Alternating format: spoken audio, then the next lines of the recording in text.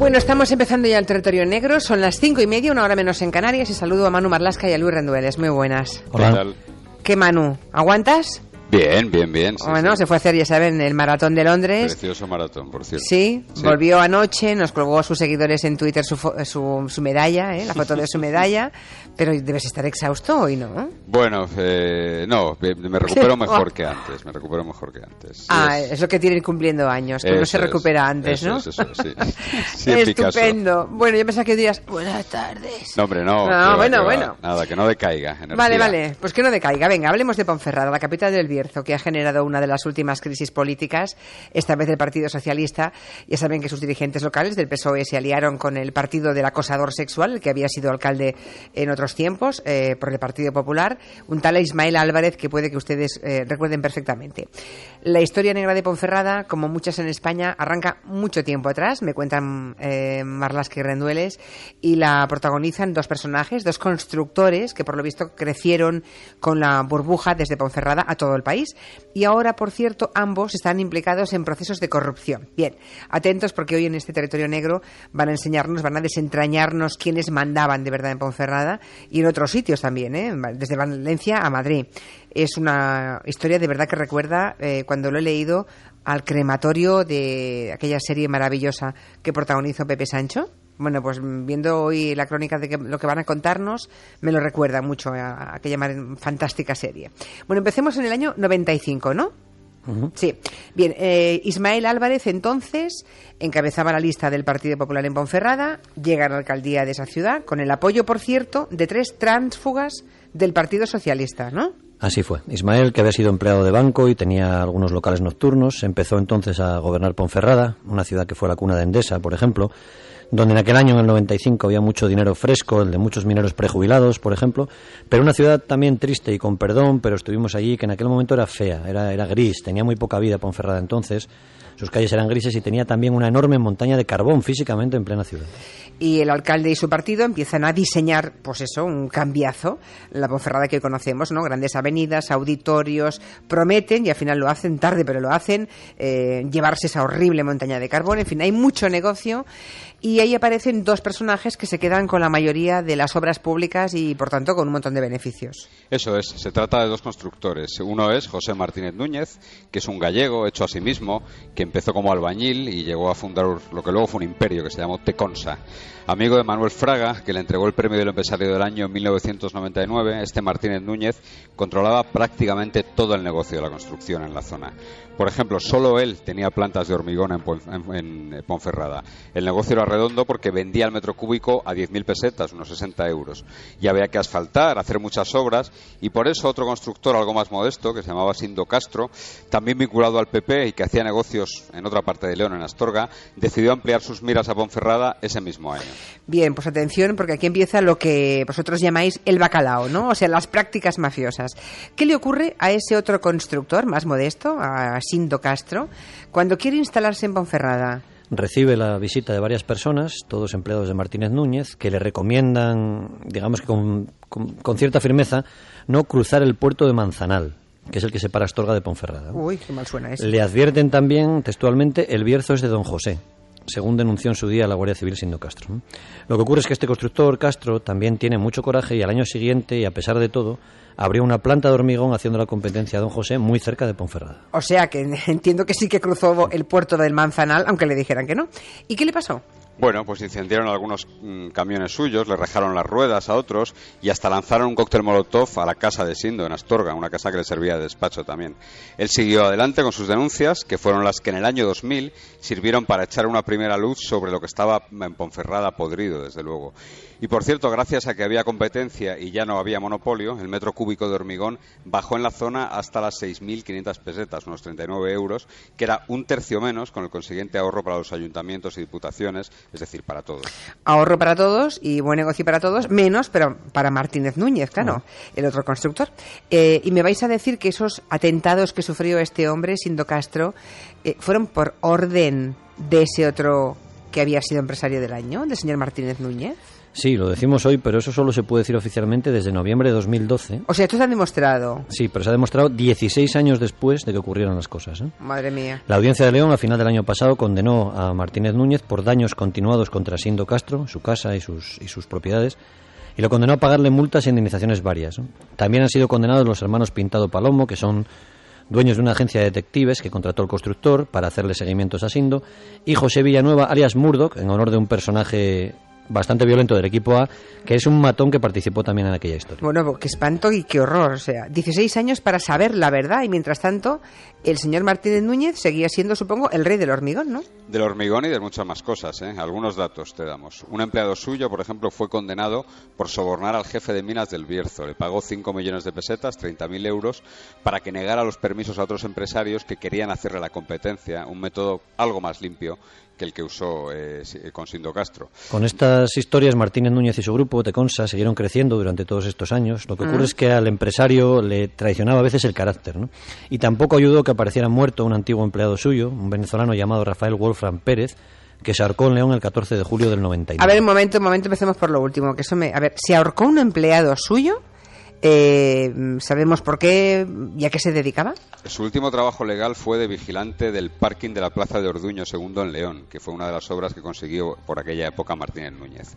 Pero según confesó en una carta de suicidio que le dejó a su mujer, sí, Rafael hizo muchas más cosas. Por ejemplo, participó en los ataques contra Sindo Castro y su familia, dio una paliza a un empresario, quemó la sede de otra empresa rival en Valladolid y cobró, atención, 400.000 pesetas de adelanto por matar al segundo de Fraga, un tal Cuiña, era lo que ponía en la carta. Y aquí enlazamos con lo del carácter de don José, como le llamaban sus empleados, ¿no? El propio Cuiña confirmó ante la Guardia Civil que en el año 98, poco antes de ese encargo, él, Cuiña, lo había echado al empresario de su despacho de consellero de fomento de la Xunta de Galicia después de que Martínez Núñez, y lo transmitimos como lo dijo Cuiña, se cagara en lo más alto por no recibir obras públicas, porque no le concedieran carreteras en Galicia. Bueno, esto es mafia de verdad, ¿eh? Todo esto sale a la luz en el año 2000, habéis dicho, ¿no? Bueno, un año antes, Martínez Núñez había sido nombrado empresario leonés del año, atención al dato, ¿eh? Y un año antes, Ismael Álvarez, entonces íntimo del constructor, volvió a ganar y esta vez arrasó, ¿no?, por mayoría absoluta en las elecciones en Ponferrada, ¿no? Eso es, Martínez Núñez e Ismael se llevaron muy bien en esa primera legislatura. Por ejemplo, el alcalde autorizó al constructor a levantar un enorme panteón familiar en el cementerio de Ponferrada, algo que le había negado siempre el gobierno anterior, el del PSOE. Pero una vez más, Martínez Núñez se ve traicionado por su carácter y tiene un incidente, esta vez con el alcalde, al que acusa de traicionarlo con su rival directo, José Luis Ulibarri, que es el segundo hombre fuerte de Ponferrada, por lo que me habéis contado. ¿Y tiene el mismo perfil, espero que no, de hombre autoritario que su rival, que Martínez Núñez, o no? No, es más sutil. Ulibarri es un constructor moderno, un empresario de estos tiempos, ¿no? Más joven que Martínez, bastante más joven, más educado, le quedan bien los trajes, sabe moverse entre despachos y moquetas, jamás gritaría ni se cagaría ni blasfemaría ante un alto cargo, ¿no? Ya. Ulibarri empezó como aparejador en la empresa de Martínez Núñez, trabajando para él, y lo abandonó para iniciar su camino en solitario, ¿no? Fundó la empresa Vegar, que se fue convirtiendo también en un imperio al calor de la burbuja en España, y amenazaba con hacer la competencia a Martínez Núñez. Por eso, el venezolano suicida lanzó un cóctel molotov en la sede de su empresa en Valladolid, poco antes de las elecciones a la Federación de Empresarios de León. Anda. Allí entonces se presentaban dos candidaturas, una la avalada por Ulibarri y otra donde estaba el hijo de Martínez Núñez, ¿no? Después de ese incidente, digamos, la candidatura de Ulibarri se retiró. E Ismael y su gobierno empezaron a dar obras a Ulibarri, ¿no?, ante el disgusto del otro, de Martínez Núñez, que como para darle un disgusto a este hombre, ¿no? Entonces estaba un tanto desprestigiado por las denuncias que había contra él, pero él seguía haciendo sus negocios formidables. Sí, lo que pasa es que los dos tienen en común mucho más de lo que pensamos. Ulibarri y Martínez Núñez pelean a muerte por las obras, pero usan a algunos políticos como marionetas y también a unos cuantos periodistas. Ulibarri se hizo con la propiedad del Diario de León, el más grande de la zona, y Martínez Núñez controlaba la Crónica de León, que se asoció con Pedro J. Ramírez y su periódico para ser la oposición precisamente. Imagínate el panorama para lectores y el margen de libertad de prensa que existía en aquella época en Ponferrada. Claro, y estamos en 2001 cuando estalla el caso Nevenka Fernández, aquella joven concejal de Hacienda de Ponferrada que fue pareja, lo fue un tiempo voluntariamente, del alcalde Ismael, pero que cuando quiso romper la relación con él, pues sufrió un calvario enorme de acoso. Sí, Nevenka es hija de Juvencio Fernández, que era otro constructor de la zona, dedicado a la pizarra, y también tenía excelentes relaciones con el alcalde y su número 3 entonces, el que fue miembro de la Tuna, Carlos López Riesco, Y también excelentes relaciones con Martínez Núñez, ¿no? Nevenka era licenciada en Económicas, aceptó entrar en el ayuntamiento, inició, como has dicho, una relación de pareja con el alcalde, que estaba viudo, y al tratar de romperla, sufrió episodios de acoso hasta que el 20 de marzo de 2001 denunció el caso. Y cuando denunció el caso, recordemos que su partido la dejó tirada. Y el fiscal jefe, en una actuación memorable, le dijo que ya no era una cajera de Hipercor, que tenía que dejarse tocar el culo. En fin, lo del fiscal entonces fue tremendo. Miles de personas salieron en solidaridad con el alcalde a la calle, no lo olvidemos, no con ella, con el alcalde. Eso es. Hay un libro estupendo de Juanjo Millás sobre el tema, que se llama Hay algo que no es como me dicen, el caso de Nevenka Fernández contra la realidad. Ante la estupefacción de Nevenka y de sus padres, los dos militantes del PP y amigos de buena parte de los dirigentes y gente poderosa de la ciudad, Ismael Álvarez recibió el apoyo masivo de su pueblo, de la gente, entre los que se contaba el periodista Luis del Olmo, nacido en Ponferrada y que incluso tiene un busto en una plaza de la ciudad, hasta la entonces esposa del presidente del gobierno, Ana Botella, pasando por su sucesor y entonces amigo Carlos López Riesco. En fin, que Ismael Álvarez fue condenado a pagar 14.000 euros de multa. Recordemos que entonces el acoso sexual no estaba casi castigado, ¿verdad? Y la víctima, recordemos que tuvo que irse a Londres. Bueno, tuvo que irse del pueblo y creo que sigue viviendo en Londres. Y uno de estos constructores, de estos dos, tuvo un papel curioso en aquel escándalo. Sí, este episodio lo contó el padre de Nevenka y también viene en el libro de Juanjo Millás. Antes de denunciar públicamente el acoso que sufría por parte del alcalde, el padre de Nevenka, Juvencio, buscó ayuda porque no se podía creer lo que le estaban haciendo a su hija algunos de sus amigos de siempre, ¿no? Y siguiendo la comparación de Millás, el hombre estaba desconcertado, al igual que le ocurría a Jack Lemmon en aquella maravillosa película Desaparecido, ¿no? De Costa Gabras. Trataba de arreglarlo, no se podía creer que los suyos hicieran eso, ¿no? Entonces Nevenka ya tenía una buena oferta de trabajo para salir del ayuntamiento. Se la había hecho la empresa Vegar, curiosamente, de José Luis Ulibarri, ¿no? Ajá. El padre de Nevenka dice que Ulibarri trató de convencer a su hija de que no hiciera pública la denuncia, pero ella siguió adelante. El escándalo estalló y de aquella oferta de trabajo nunca más se supo. Un mal pensado podría imaginar que era trabajo a cambio de silencio. Bueno, en fin, llega a la alcaldía a su amigo Carlos López Riesco, que ahora, por cierto, ha perdido el sillón. Y allí, imagino, siguen mandando, no sé, pregunto, Ulibarri y Martínez Núñez. Pues tras esos incidentes de Martínez Núñez, Ulibarri consiguió el pastel más jugoso, el auditorio municipal, el servicio de autobuses y sobre todo el gran bocado de urbanizar un nuevo barrio en Ponferrada, La Rosaleda se llamaba, donde según los tribunales consigue permiso y suelo para 2.000 viviendas con un pelotazo que llegó hasta el 80% sobre lo que pagó.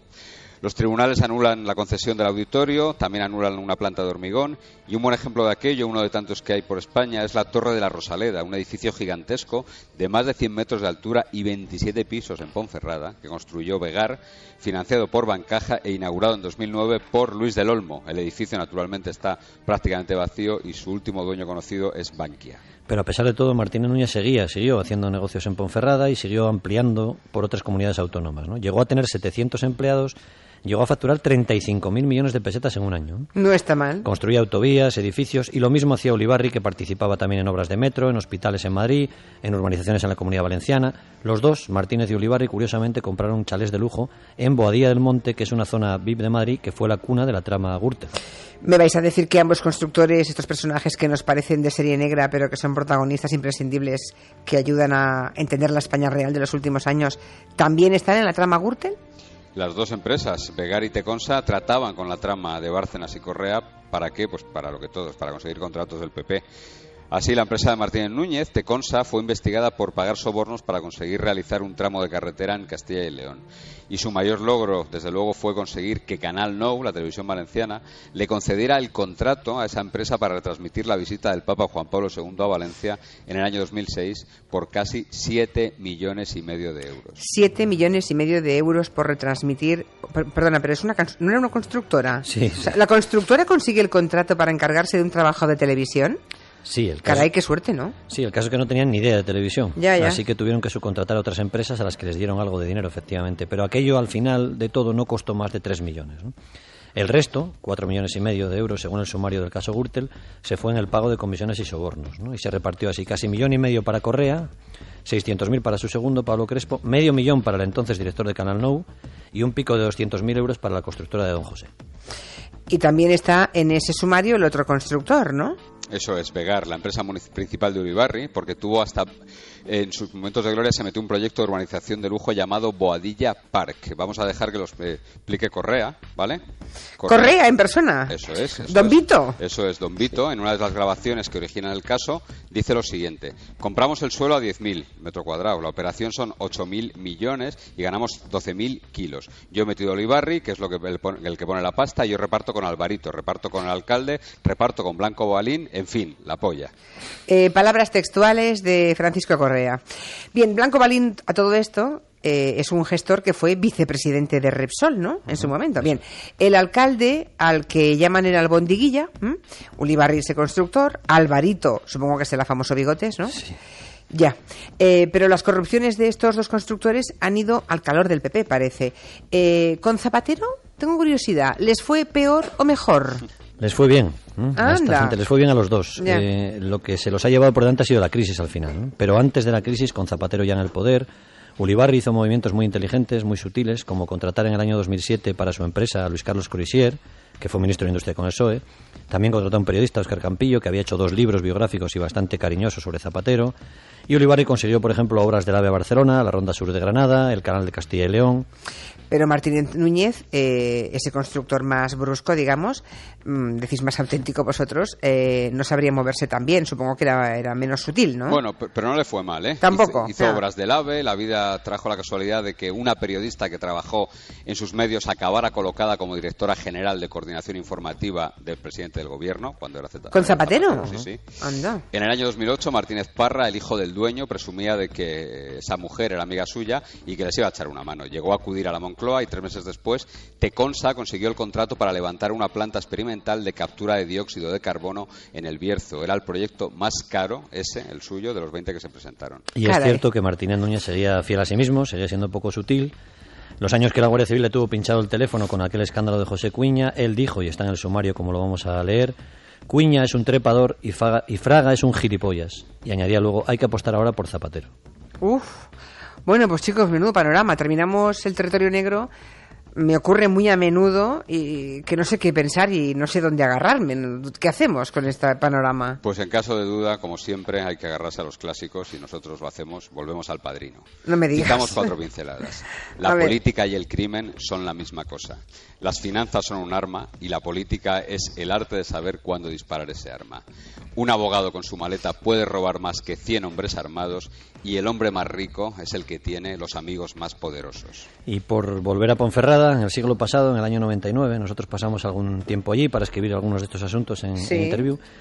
Y pensamos, como tú y quizá mucha gente, que el PSOE se escandalizaría de todo aquello y que algún diputado querría hacernos declaraciones sobre las tramas criminales. Recordemos que hasta para matar a un político, ¿no? Sí, sí. Llamamos y nos remitieron a un joven muy prometedor de la zona, un diputado, nos dieron su teléfono móvil y hablamos con él, ¿no? Pero no quiso mojarse, nos dijo 4 obviedades que no tenían nada que ver con la historia y decidimos no publicarlas. ¿Y quién? Se llamaba José Luis, sí, se llamaba José Luis Rodríguez Zapatero. Ah, ¿en el 99? Sí, era prometedor ya. Ah, ya. Jo, me dejáis desolada con todo. El padrino, ya sabes. Sí, no, es el padrino, ¿eh? Se nos pone una cara de bobo, o de boba, mejor dicho, oyendo a veces el territorio negro. ¡Qué barbaridad! Pues muchas gracias, chicos. Enhorabuena, gracias por la parte que os toca también a vosotros. Vale, gracias. Muy bien, y gracias. enhorabuena por haber completado ese maratón. Muchas gracias. Un besito. Hasta la luego. semana que Adiós. viene. Adiós, adiós.